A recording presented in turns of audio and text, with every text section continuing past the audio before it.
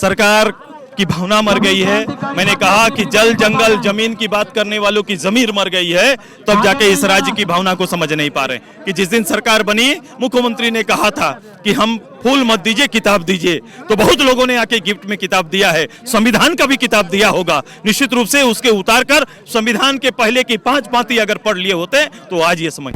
सुदेश महतो हैं लगातार सदन के अंदर और सड़क पर जो है खतियान आधारित स्थानीय नीति पिछड़ों को आरक्षण देने की मांग कर रहे हैं। सुदेश जी, सरकार सुन नहीं रही। ये सरकार की वेदना नहीं है। हजारों लोग, लाखों लोग इसी भावना के साथ पूरे प्रदेश में अलग अलग रूप से इस लड़ाई को लड़ रहे हैं।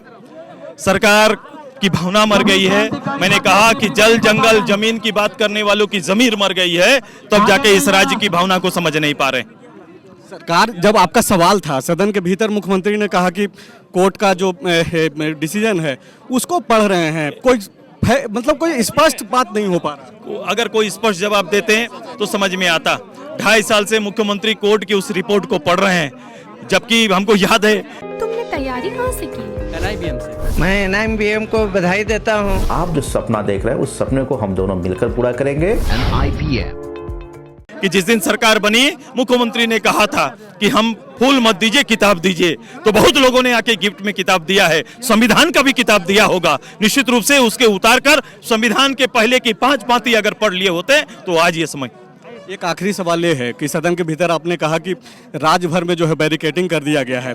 क्या सरकार को ये डर था कि आजसू के लोग जो है काफी संख्या में सड़क पे आ जाएंगे और एक दबाव जो है सरकार के ऊपर? बिल्कुल से पूरी भावना उभर कर आने वाली थी। कल से ही लोगों की प्रैक्टिस, 3 दिन पहले से प्रैक्टिस शुरू कि उनको न्यायालय का नोटिस जाने लगा, उनको कोर्ट आने का और जमानत लेने की अर्जी दे दी गई।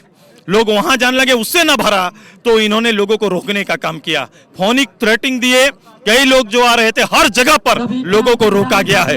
लाखों लोग जो आने का आज मनसा था, सरकार को यह जरूर पता चला था कि मनसा क्या है, और उसी मनसा को भांपकर सरकार ने उन लोगों को यहाँ आने से रोका है।